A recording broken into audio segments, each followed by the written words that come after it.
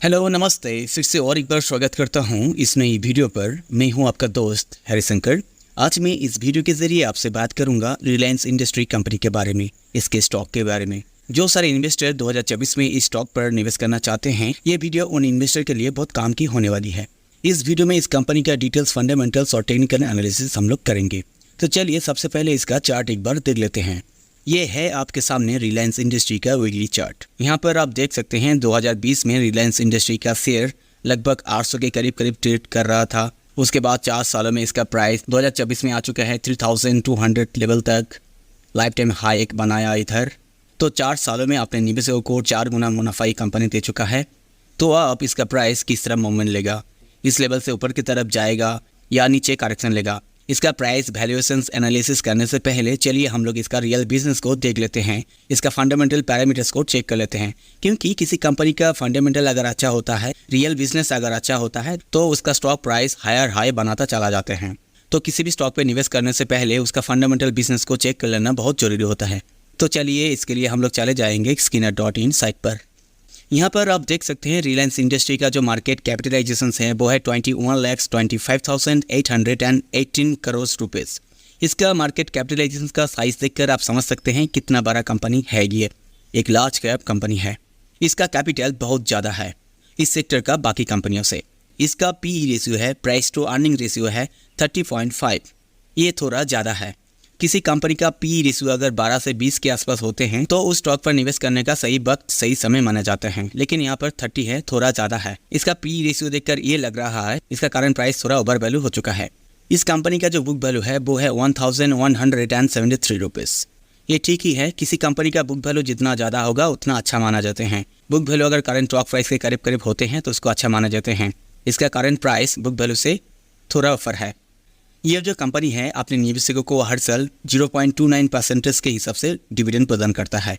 ये कम है लेकिन देता है। एक कंपनी जितना बड़ा है साइज से, उस हिसाब से इसका डिविडेंड बहुत ही कम है। इस कंपनी का जो ROCE है वो है 10%। ROCE मिनिमम 20% के करीब होनी चाहिए। ROCE का मतलब होता है किसी कंपनी के पास टोटल जो एसेट है, टोटल जो कैपिटल है, उसका यूज़ करके कितना पैसा जनरेट कर रहा है।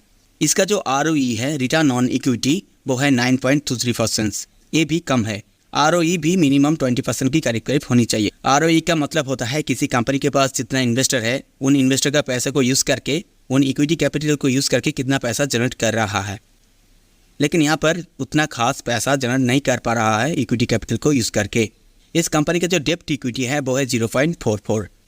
ये ठीक है, अच्छा है। किसी कंपनी का डेप्ट इक्विटी अगर 1 से कम होता है तो उसको निवेश करने के लायक माना जाता है। और भी अच्छा होता है अगर डेप्ट इक्विटी 0.5 से कम हो तो। लेकिन यहाँ पर 0.4 पर है, 0.5 से भी कम। तो इसका डेप्ट बहुत ही कम है इसका इक्विटी कैपिटल से। इसका जो करंट रेशियो है वो है 1.18। ये अच्छा है। करंट रेशियो हमेशा 1 से ज़्यादा और 3 से कम होनी चाहिए। करंट रेशियो का मतलब होता है इस कंपनी के पास शॉर्ट टर्म जो लायबिलिटी है, करंट जो लायबिलिटी है, उसको करंट एसेट से चुका सकता है या नहीं। लेकिन यहाँ पर 1.18 है, आसानी से चुका सकता है। 1 से कम होता है तो बहुत दिक्कत वाली, बहुत टेंशन वाली बात होती है। इस कंपनी का जो क्वार्टर सेल्स है इस साल का पिछले साल से 11.1% इंक्रीज हुए हैं। इसका सेल्स ग्रोथ पिछले साल से 2.81% इंक्रीज हुए हैं इस साल। इसका पास्ट 3 ईयर्स की सेल से 24.6% इंक्रीज हुए हैं इस साल। इसका पास्ट 7 ईयर्स की सेल से इस साल 16.8% इंक्रीज हुए हैं। इसका सेल्स पैरामीटर देखकर ये लग रहा है 3 साल से 7 साल से इसका बिजनेस अच्छा है करंट सालों में। लेकिन अगले साल से इसका सेल्स घट रहा है, कम हो रहा है, बहुत ही कम हो रहा है। ओनली 2.8% इसका सेल्स बहुत ही कम है अगले साल से। यहाँ पर गौर करने वाली बात है। इसका जो क्वार्टर प्रॉफिट है इस साल का पिछले साल से -1.34% है। पिछले क्वार्टर से इस क्वार्टर इसका क्वार्टर प्रॉफिट घट गया है, बहुत ही कम हुए हैं। इसका जो प्रॉफिट ग्रोथ है इस साल का पिछले साल से 4.2% इंक्रीज हुए हैं। इसका जो प्रॉफिट ग्रोथ है इस साल का पास्ट 3 ईयर्स से 16.3% ग्रोथ हुए हैं। इसका जो प्रॉफिट ग्रोथ है इस साल का पास्ट 7 ईयर्स से 12.8% इंक्रीज हुए हैं। इसका प्रॉफिट ग्रोथ देखकर भी ये लग रहा है ये 3 साल से 7 साल से अच्छा खासा प्रॉफिट बना रहा था। लेकिन पिछले साल से इसका क्वार्टर प्रॉफिट घट रहे हैं, बहुत ही कम हो रहे हैं। इसका नेट सेल पर शेयर जो है वो 1332 है। नेट सेल जितना ज़्यादा होगा उतना अच्छा होता है। और ये कंपनी जिस इंडस्ट्री पे है उस इंडस्ट्री का PE रेशियो है 9.14। इसका मतलब यह है कि जिस इंडस्ट्री पे रिलायंस इंडस्ट्रीज बिलोंग करता है उस इंडस्ट्री का बाकी स्टॉक का प्राइस भी अभी सस्ता है, लेकिन इन इंडस्ट्रियों का बाकी स्टॉक प्राइस से रिलायंस इंडस्ट्री का स्टॉक प्राइस अभी करंट हाई प्राइस पे चल रहा है। इसका पी रेशियो को देखकर ये लग रहा है, क्योंकि इसका पी रेशियो है 30.5। और यहाँ पर एक बात गौर करने वाली है, वो है कॉन्टिजेंट लायबिलिटी। इसका कॉन्टिजेंट लायबिलिटी है 32,635 करोड़। कॉन्टिजेंट लायबिलिटी बहुत खराब माने जाते हैं एक कंपनी के लिए। कॉन्टिजेंट लायबिलिटी का मतलब होता है एक कंपनी के ऊपर कोई लीगल केस चल रहा है, अगर ये कंपनी ये लीगल केस हार जाते हैं ये रकम जो है उसको चुकाना पड़ेगा। अगर एक कंपनी ये केस हार जाते हैं तब उसको जब ये अमाउंट चुकाना पड़ता है तब क्या होता है, न्यूज़ चैनल पे बैड न्यूज़ आ जाते हैं, उसके असर से स्टॉक प्राइस पे बहुत बुरा असर पड़ते हैं। इसलिए कॉन्टिजेंट लायबिलिटी होना एक कंपनी के लिए बुरा होता है, क्योंकि इंडिया में मैक्सिमम इन्वेस्टर्स जो सारे लोगों को पता नहीं होते हैं न्यूज़ के ऊपर ट्रेड करते हैं। जब बुरा न्यूज़ आ जाते हैं तो डर के मारे सेल कर देते हैं, जब अच्छा न्यूज़ आते हैं तब इन्वेस्ट करने आते हैं। तो न्यूज़ के ऊपर इंडिया पे ज़्यादा इन्वेस्टमेंट होता है, इसलिए कॉन्टिजेंट लायबिलिटी बहुत इंपॉर्टेंट होता है, तो इसको गौर करनी चाहिए। और एक इंपॉर्टेंट पैरामीटर्स आपको यहाँ पर दिखाते हैं, किसी कंपनी पे आपको इन्वेस्ट करने से पहले आपको देख लेनी चाहिए, वो है प्रोमोटर होल्डिंग्स। इसके लिए आपको थोड़ा स्क्रॉल करके नीचे आना होगा।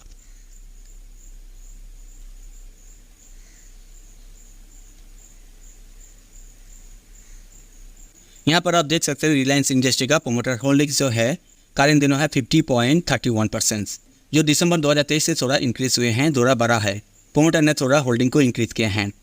सितंबर 2023 में आप देख सकते हैं 50.27 था, लेकिन दिसंबर 2023 में इंक्रीज़ किए हैं, और दिसंबर 2023 से भी मार्च 2024 में और ज़्यादा इंक्रीज़ किए हैं प्रोमोटर ने। लेकिन यहाँ पर आप देख सकते हैं एफआई का जो होल्डिंग है वो अभी मार्च 2024 में घटा दिए हैं। दिसंबर 2023 में जो एफआई का होल्डिंग्स था वो घटकर 22.06 हो चुका है 22.13 से। सितंबर 2023 में आप देख सकते हैं एफआई की होल्डिंग ज़्यादा था 22.6%, वहाँ से भी घटकर दिसंबर में घट गए हैं। दिसंबर से भी मार्च में और भी घटे थे एफआई का होल्डिंग्स, मतलब एफआई ने अपने होल्डिंग्स को सेल कर रहा है, अपने होल्डिंग्स को घटा रहे हैं, ये देखने वाली बात है। तो चलिए आप इस शेयर का प्राइस एनालिसिस कर लेते हैं। इसके लिए चले जाते हैं चार्ट पर। हम लोग फिर से चले आए हैं रिलायंस इंडस्ट्री का वीई चार्ट पर। यहाँ पर मैं पहले से ही एक ट्रेंड चैनल को खींच के रखे हैं, ड्रॉ करके रखे हैं। आप देख सकते हैं 2020 में इस ट्रेंड चैनल के अंदर इसका प्राइस एंट्री किए थे। उसके बाद देख सकते हैं ट्रेंड चैनल के ऊपर जा रहा था, नीचे आ रहा था, ऊपर जा रहा था, नीचे आ रहा था। आप देख पा रहे हैं 2023 के बीचों बीच भी एक ब्रेक करके नीचे आया था, लेकिन वो फिर से वो ट्रेंड चैनल के अंदर चला गया। उसका प्राइस फिर से एक नीचे आने की कोशिश की, लेकिन फिर से वो दोबारा से ट्रेंड चैनल के अंदर चला गया है इसका प्राइस। आप देख सकते हैं कारण दिनों इसका प्राइस इस ट्रेंड चैनल के ऊपर अभी ट्रेड कर रहा है। उसके ऊपर जाने की कोशिश की लेकिन जा नहीं पाए, इधर आप देख सकते हैं। तो यहाँ पर लगता है ये ट्रेंड चैनल का नीचे आएगा तो अभी करेक्शन लेगा। यहाँ पर आप देख सकते हैं 3000 के लेवल के करीब करीब एक सपोर्ट यहाँ पर है, उस सपोर्ट को तोड़कर नीचे आ सकता है, क्योंकि इंडिया स्टॉक मार्केट अभी हाई पे है। निफ्टी 50 और सेंसेक्स लाइफ टाइम हाई पे है, वो करेक्शन लेगा। उसके साथ ये भी करेक्शन लेगा, क्योंकि maximum company India stock market को फॉलो करता है। तो ये भी निफ्टी 50 और सेंसेक्स का स्टॉक है, तो ये भी इंडियन स्टॉक मार्केट को फॉलो जरूर करेगा, तो उसके साथ ये भी करेक्शन ले सकता है। तो ये आ सकता है, ये जो यहाँ पर एक सपोर्ट है 2600 के करीब करीब एक सपोर्ट लेवल है इसका, यहाँ तक वो आ सकता है। तो आप अगर इसमें निवेश करना चाहते हैं तो इंडिया स्टॉक मार्केट को पहले करेक्शन ले लेने दीजिए। उसके बाद करेक्शन के पूरा होने के बाद जब ये स्टॉक जहाँ पर रहेगा तब यहाँ पर आपको एंट्री करना है। ये जो सपोर्ट लेवल है 2600 यहाँ तक वो आ सकता है। 2020 से जो रैली लगाया था वहाँ पर आप देख सकते हैं यहाँ पर करेक्शन हो चुका है, प्रॉफिट बुकिंग हो चुका है। उसके बाद जो रैली लगाया है फिर से वहाँ पर आप देख सकते हैं यहाँ पर प्रॉफिट बुकिंग हो चुका है, फिर से वो नीचे आया। 2023 से जो रैली लगाया था थोड़ा, उसमें भी प्रॉफिट बुकिंग हो चुका है। फिर से जो रैली लगाया है वहाँ पर आप देख सकते हैं प्रॉफिट बुकिंग नहीं हुए हैं, वहाँ पे कंसोलिडेट कर रहा था इसका प्राइस कई हफ्तों से। यहाँ पे आप देख सकते हैं फिर वहाँ से थोड़ा ऊपर गया है। इस तेज़ी में और भी थोड़ा ऊपर जा सकता है, लेकिन वो अल्टीमेटली नीचे आएगा, क्योंकि India stock market life time high पे है और इस ट्रेंड चैनल को वो 2020 से मेंटेन कर रहा है, तो अभी भी मेंटेन करेगा, इससे ऊपर नहीं जाएगा। ब्रेक करने की कोशिश की इस ट्रेंड चैनल को, लेकिन जा नहीं पाए। फिर से प्राइस अंदर आ गया इस ट्रेंड चैनल का, तो वो नीचे यहाँ तक आ सकता है। ये जो सपोर्ट लेवल है 2600 के लेवल के करीब करीब, तो यहाँ तक आपको वेट करनी है आप अगर इसमें निवेश करना चाहते हैं तो कारण दोनों न्यूज़ चैनल के चक्कर में, मीडिया चैनल के चक्कर में निवेश मत कीजिएगा, नहीं तो आप फंस जाएंगे। ठीक है, तो फिलहाल आज के लिए इतना ही, मिलते हैं नेक्स्ट वीडियो पर। तब तक के लिए बहुत बहुत धन्यवाद।